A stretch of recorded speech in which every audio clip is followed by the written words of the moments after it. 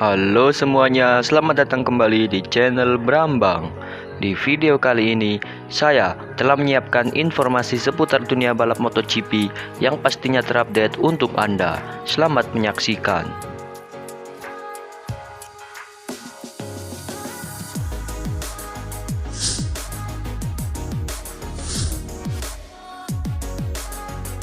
Doa tulus Valentino Rossi untuk murid-muridnya di paruh kedua MotoGP 2022.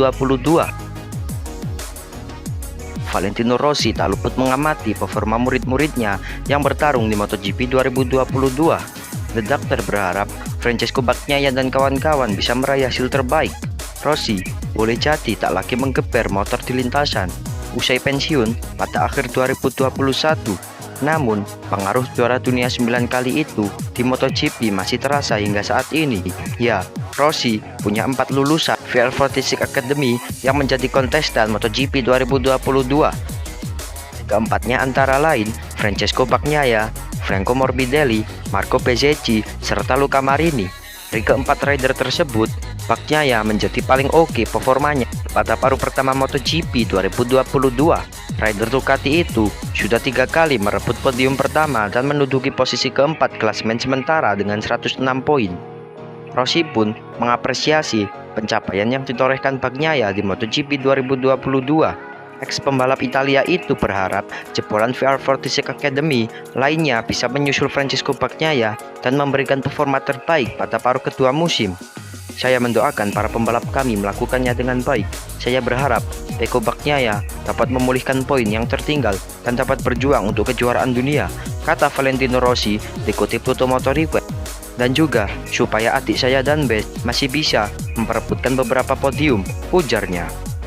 Paruh kedua MotoGP 2022 digelar pada 7 Agustus alias pekan depan. Sirkuit Silverstone menjadi tuan rumah balapan bertajuk MotoGP Inggris 2022.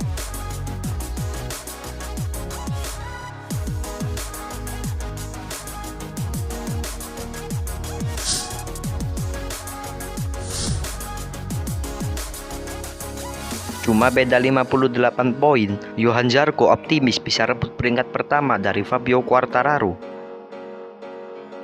Pembalap tim Pramac Ducati Johann Zarco optimis bisa merebut peringkat pertama klasemen sementara MotoGP 2022 dari Fabio Quartararo. Hal itu dikarenakan saat ini ia berada di peringkat ketiga dan hanya beda 58 poin saja dengan Quartararo. Zarco terbilang pembalap papan atas selama paruh pertama MotoGP 2022. Buktinya, dia sejauh ini berada di peringkat ketiga klasemen dengan 114 poin berkat 4 podium yang diraihnya sejauh ini. Pembalap asal Prancis itu kini terpaut 58 poin di belakang rekan senegaranya Fabio Quartararo yang menempati peringkat pertama. Sementara masih ada nama Alex Espargaro di peringkat kedua dengan 151 poin. Hasil itu tentu membuat Zarco merasa sangat senang. Hanya saja dia dinilai bisa mendapatkan hasil lebih baik dan bertekad mendapatkannya di paruh kedua MotoGP 2022. Saya berada di posisi yang bagus dan itu adalah hal yang bagus. Saya berharap dapat melaju lebih cepat di paruh kedua MotoGP 2022, kata Zarco dikutip GP1 Jumat 29 Juli 2022. Statusnya yang menjadi rider Ducati terbaik di paruh pertama membuat Zarco begitu termotivasi. Dia bertekad untuk memperbaiki kelemahannya agar dapat meraih hasil baik. Melihat saya berada di posisi ketiga sebelum jeda musim panas memberikan saya motivasi yang besar, tetapi saya merasa masih belum bekerja maksimal untuk motornya, ujarnya.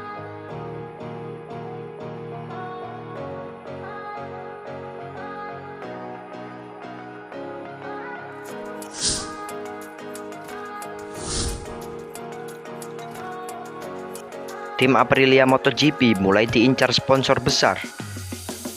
Penampilan gemilang Alex Espargaro dan Maverick Viñales di MotoGP 2022 langsung berpengaruh positif bagi tim Aprilia Racing. Berkat performa keduanya yang selalu tampil maksimal di setiap seri, sejumlah sponsor diklaim mulai merapat ke pabrikan asal Italia tersebut. Apalagi Aprilia Racing merupakan salah satu tim pabrikan yang belum memiliki sponsor utama di MotoGP 2023. Dengan status tim pabrikan, semestinya sponsor besar tidak sulit untuk didapatkan, seperti halnya Honda, dengan Repsol, Yamaha dengan Monster Energy, KTM dengan Red Bull atau Ducati dengan Lenovo. Seperti diketahui, tim ini hanya dikenal sebagai Aprilia Racing tanpa embel-embel lainnya. Ya, kami saat ini memang tidak punya sponsor utama, ujar CEO Aprilia Racing Massimo Rivola, dikutip dari Speedweek 29 Juli 2022. Meski begitu, ia mengklaim bahwa Aprilia sedang diincar sejumlah sponsor besar yang akan mendukung tim balap pada musim 2023. Saya dapat melaporkan jika sponsor besar mulai menyadari dan mencari kami. Itu adalah pertanda bagus. Saya berharap kami menemukan satu sponsor. Jika ingin kompetitif, kami butuh anggaran sesuai, ucap Rivola.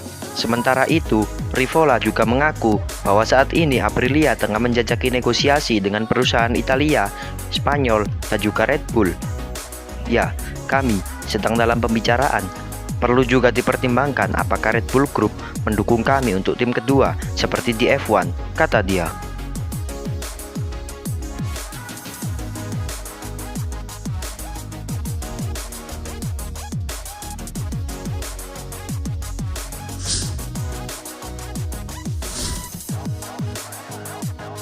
Berapa gaji Marc Marquez di Repsol Honda pada MotoGP 2022?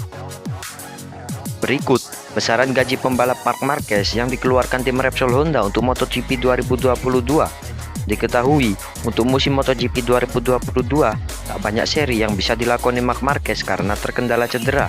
Terhitung, hanya 7 seri MotoGP 2022 saja yang bisa diikuti The Baby Alien, mulai dari seri MotoGP Mandalika Indonesia dan terakhir di MotoGP Jerman 2022.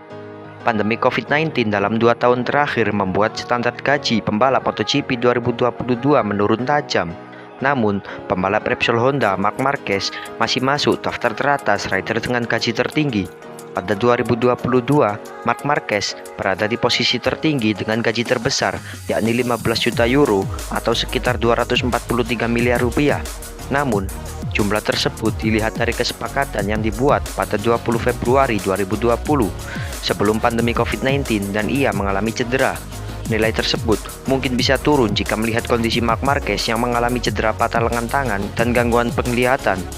Selain Marquez, Honda juga mengalokasikan 3 juta euro, sekitar 48 miliar rupiah untuk pembalap Honda lainnya, yakni Pol Espargaro, Alex Espargaro, dan Takaki Nakagami.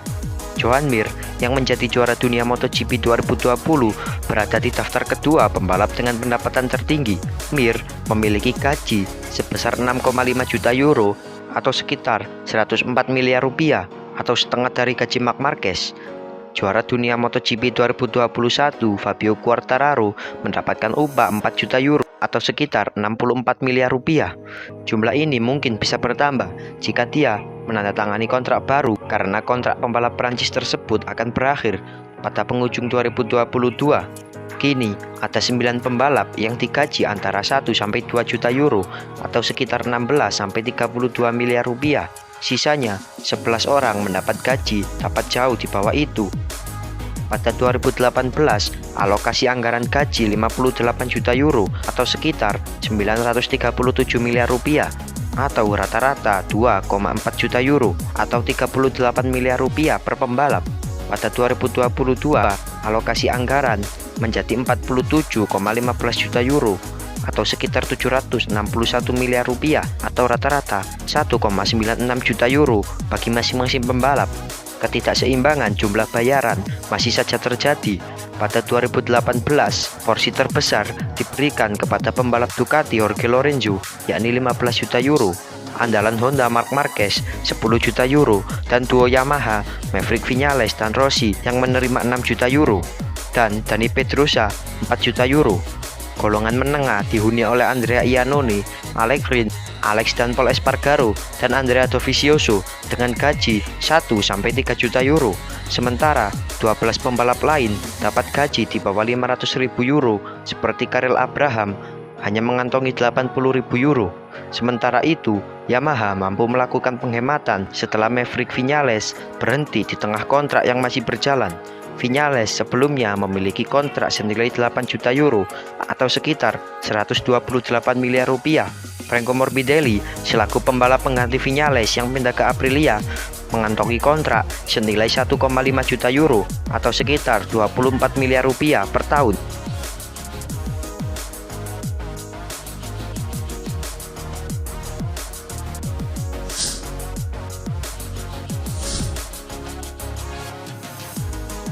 Komentari penampilan Alex Espargaro di MotoGP 2022, Andrea Dovizioso, dia kuasai Aprilia dengan cara yang aneh.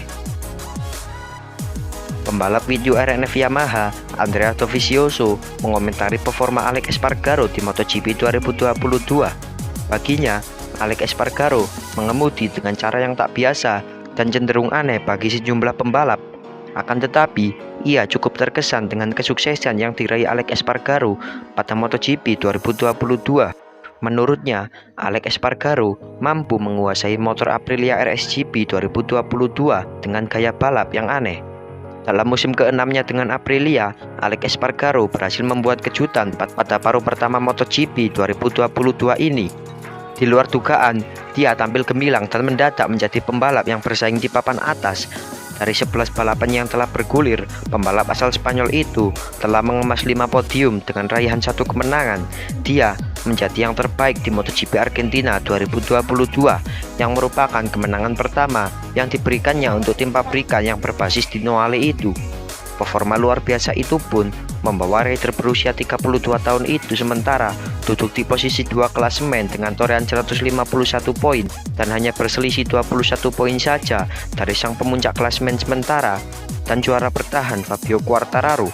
Sementara Andrea Dovizioso yang pernah menyelesaikan 9 hari tes dengan Aprilia pun tersanjung dengan penampilan Alex Espargaro pada paruh pertama musim ini. Pasalnya, pembalap asal Spanyol itu mampu menguasai RSGP 2022 dengan gaya balap yang menurutnya cukup aneh. Jika Anda melihat bagaimana dia mengemudi, dia sangat mengandalkan roda belakang. Motornya menawarkan cengkraman yang baik dan dia sangat mengerti bagaimana menghentikannya. Dia tidak membuat kesalahan dan tidak membiarkan roda belakang kehilangan traksi selama fase pengereman, kata Dovizioso dilansir dari Speedweek Sabtu 30 Juli 2022.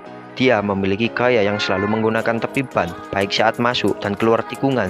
Selain itu, jika Anda mengikutinya, dia bukan pembalap yang mencoba keluar dari tikungan dengan kencang dan menekan bagian kanan motor untuk menghemat ban atau untuk berakselerasi.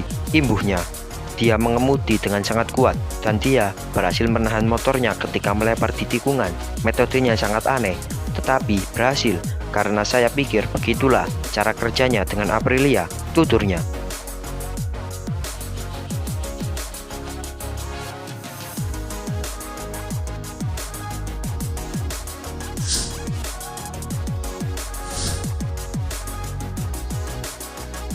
Sekian dulu video kita hari ini, sampai jumpa di video selanjutnya.